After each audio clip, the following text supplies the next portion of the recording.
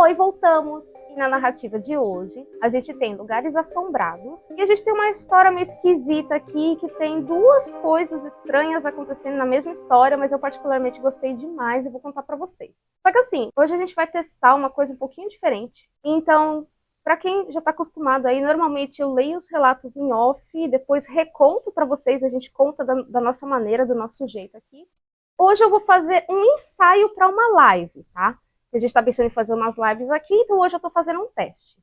Então eu vou ler os relatos em primeira pessoa e a gente vai dar aqueles nossos comentários básicos durante e no final dos relatos, tá?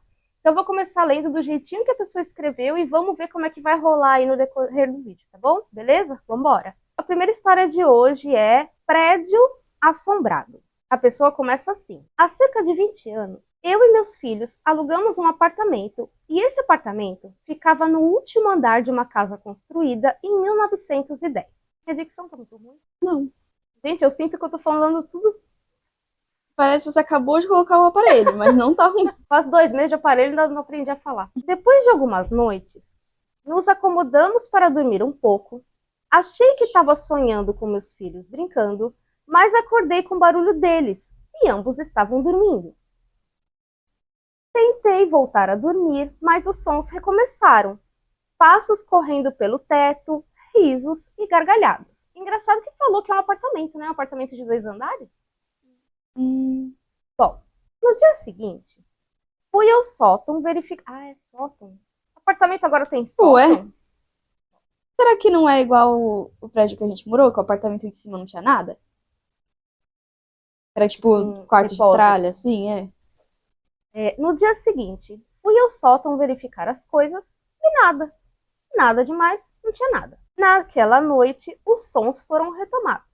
Tudo de novo. Alguns dias depois, conheci meus vizinhos de baixo e perguntei a eles sobre isso. Então descobri que todo o edifício era assombrado. Assombrado, virei cebolinha. Que todo o edifício era assombrado por múltiplas entidades.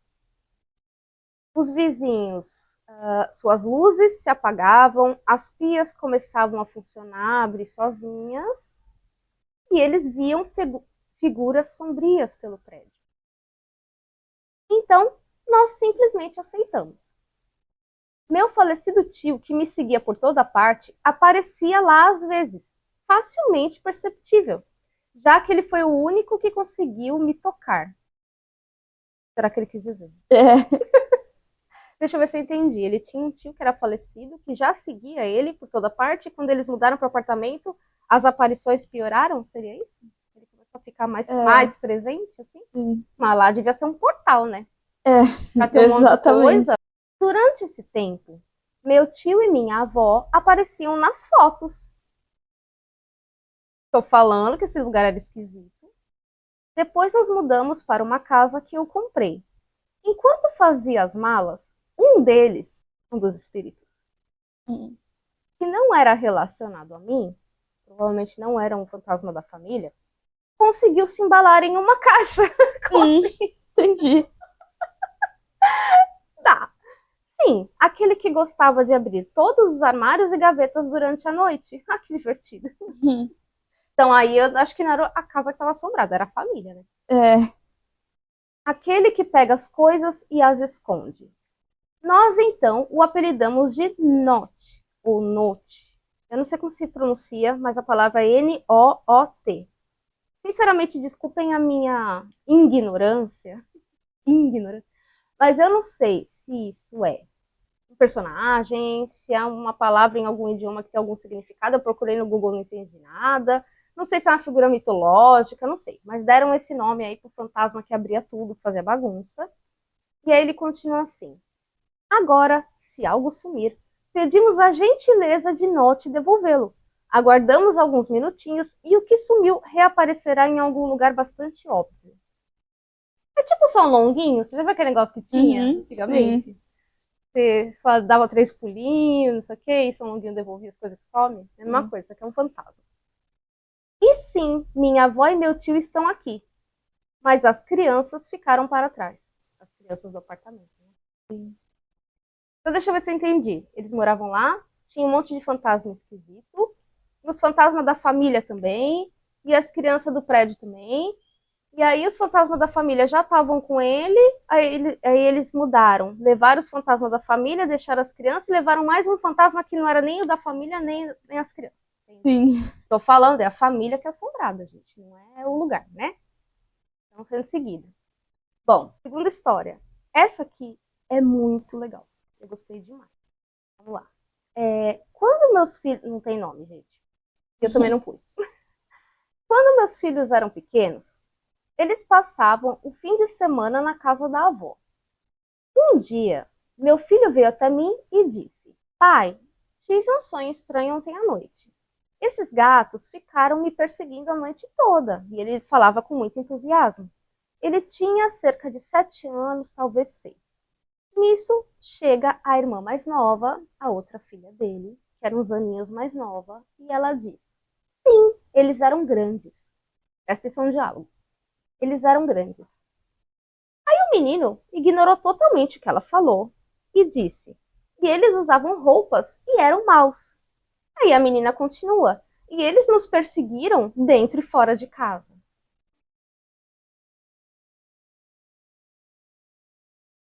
Perguntei se ela ouviu o sonho dele naquele dia, e ambos disseram que não, como se eu fosse um idiota. O que eu não sabia nesse momento era: 1. Eles compartilhavam sonhos. 2. Já que isso era normal para eles, por que seria estranho para todos os outros? Por que ela não saberia o sonho que os dois tiveram juntos? Eles dois podiam saber os pensamentos um do outro e podiam ter conversas quase completas sem dizer nada. E aí ele falava com as crianças e para eles era tão normal que, tipo, você vê que ela vai completando e o menino nem aí, Sim. porque eles estão super acostumados. Não, acabou. 20 anos depois, agora vem a segunda parte da história que também é esquisita. 20 anos depois, chega o menino de novo, mais velho, bem mais velho, e diz: Pai, o que? Respondi. Seu vídeo assustador do A55 me lembra a boneca que a vovó tinha. Um parênteses. Eu pesquisei o que é esse A55, a única coisa que eu encontrei foi um modelo de smartphone, não sei se é disso que ele está falando. O povo escreve os relatos, mas não, né, não especifica. Enfim, ele chega para o pai e diz: Seu vídeo assustador, não sei se era um vídeo de terror que o cara tinha no celular, sei lá, me lembra a boneca que a vovó tinha. Aí ele continua: A avó dele, com a casa assustadora, construída em um cemitério indígena ou algo assim, costumava colecionar bonecas de brechós e reabilitá-las. É daí que sai a Annabelle. Que boneca? Perguntei, mas sabendo de que boneca ele estava falando. Eu podia ver isso claramente em minha mente, usando um vestido vermelho, com aquele sorriso estúpido e olhos assustadores. Aí o menino continua: A boneca do vestido vermelho. Ela falava comigo. Ela me dizia para levá-la para fora e brincar comigo. Disse ele. Nisso entra a irmã de novo. Isso aí foi 20 anos depois, gente, vocês não estão entendendo. Aí entra a irmã de novo e diz. Ela entra concordando, balançando a cabeça. Sim, aquela boneca era muito assustadora.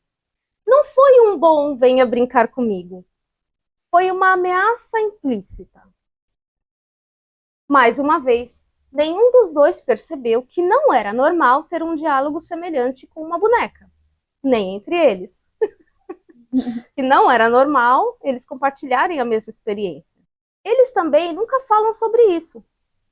Se esse era o normal deles, por que eles falariam sobre isso? De qualquer forma, ele concordou com ela e continua. À noite, eu abria o armário, colocava a boneca no chão, cobria com todas as roupas e fechava a porta. Mas de manhã, as portas estavam abertas, as roupas afastadas e a boneca estava sentada olhando para a minha cama. E a menina concordando. Balançando a cabeça, concordando. Aí o cara continua falando. Primeiro eu pensei que o avô deles pudesse ter tentado pregar uma peça, mas ele diz assim que o avô não era exatamente tão sofisticado para fazer tudo isso, para pregar uma peça. Depois pensou que Chamou de burro, hein? É um monte de incompetente. Nada, né? Mas depois pensei que pudesse ser a avó, que tirou as roupas por algum motivo para arrumar alguma coisa, mas ela era do tipo organizada. Se ela tirasse, ela ia guardar de novo no lugar, não ia deixar espalhado. Enfim, ele termina explicando. Eu não encontrei explicação, e até onde sei, nem pro caso da boneca, nem pro caso dos filhos, e até onde sei, eles continuam compartilhando acontecimentos, pensamentos e sonhos. Até os eventos sobrenatural eles compartilhavam, gente. Sim. Você já imaginou? Eu não... Cara, deve ser legal, né? Uhum. Ou não, né? Vai saber. Sim. E falam da telepatia entre irmãos gêmeos, Gêmeos, eles não são eu pensei gêmeos. nisso, não são, ela é mais nova. Sim. Na hora eu pensei nisso, negócio de gêmeos. Será que é verdade mesmo? A gente ouve, mas é meio que lenda, né? Sim. Você sabe que nem, às vezes isso acontece até entre amigos. Amigo, namorado, essas coisas. Tem uma pessoa que é muito ligada a você, às vezes você sente quando a pessoa não tá bem. Pode acontecer. E a gente sabe que gêmeos têm uma ligação muito forte também. Mas desse jeito, de sonhar, dormir, sonhar, acordar, é o mesmo sonho. Beleza, vamos dizer que foi uma projeção astral, não foi um sonho. Tá, ok. Mas durante o dia, assim, acontece com um e o outro sabe, o outro, um lê a mente do outro. Achei muito interessante, muito legal. Sim. Terceira história. Aqui a gente vai falar do Queen Mary. O Queen Mary, para quem não sabe, é um navio assombradíssimo.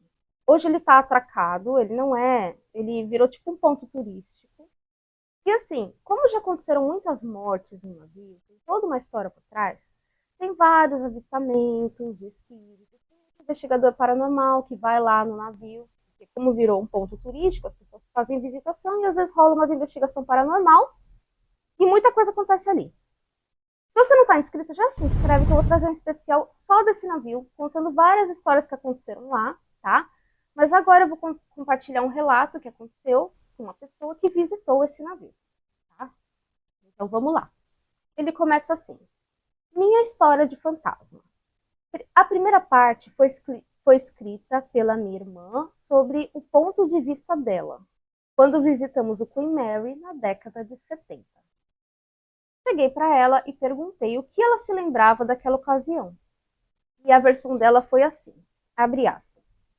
Você estava por volta da segunda série e ainda estava nos estágios iniciais de aprendizagem da leitura. Estávamos ombro a ombro com as mãos na grade externa do convés externo do Queen Mary, olhando para o oceano. Tínhamos deixado mamãe e papai fora da vista, apenas relativamente próximos, e corremos para ver a vista do oceano. Tá? Então largaram os pais lá, eles correram ali no convés externo, tinha uma gradezinha, eles estavam ali com a mãozinha apoiada um do lado do outro, olhando o oceano. Beleza. Paramos em um local agradável, aberto e tranquilo. Ninguém estava por perto de onde estávamos vendo o porto oceânico. Perto dali, havia um avião rebocando uma faixa anunciando um próximo concerto na praia. É tipo esses aviões que passam na praia, né? Com aquelas lona, assim, tipo isso. E aí ela coloca: você ficou lá, tentando pronunciar em voz alta as palavras do banner e indo muito devagar como um leitor iniciante. Depois de um curto período de esforço para ler o banner em voz alta, ouvi uma voz de mulher logo atrás de nós dois. Por apenas meio segundo, pensei que a mãe tivesse vindo atrás de nós, mas então percebi que a voz não era da mãe. Mas essa mulher, de voz amigável, pronunciava suavemente a próxima sílaba, sempre que você parava de ler em voz alta quando estava com problemas. Mas a mulher parecia muito simpática e gentilmente ajudava você sempre que você encontrava uma combinação difícil de letras.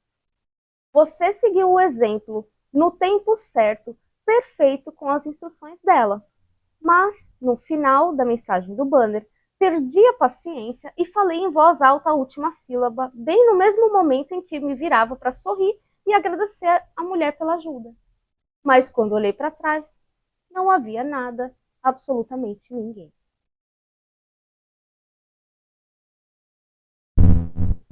Não apenas atrás de nós, onde a mulher prestativa deveria estar, mas não havia ninguém em toda aquela sessão do convés aberta, ou seja, nenhum lugar para alguém se abaixar e se esconder.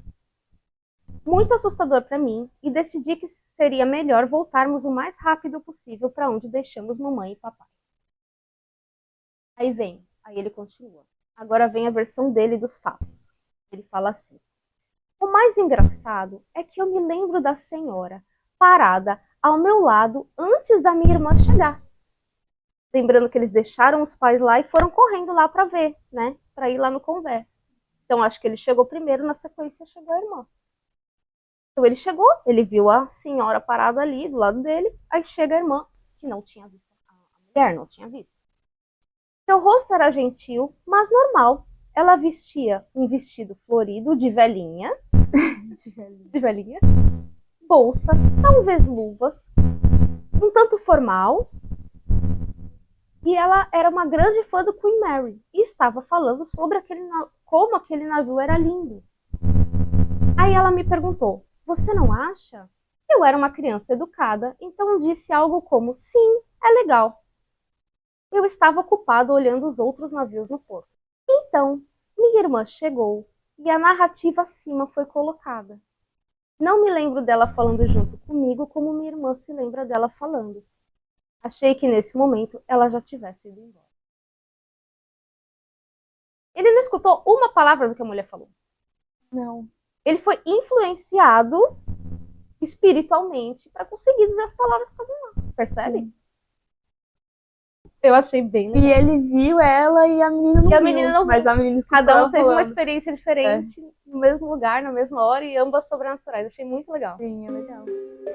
Esses foram os relatos de hoje. Coloca aqui nos comentários se você gosta desse tipo de formato, pra gente vir com umas lives assim. E já já a gente tá de volta. Tchau, produção! Tchau!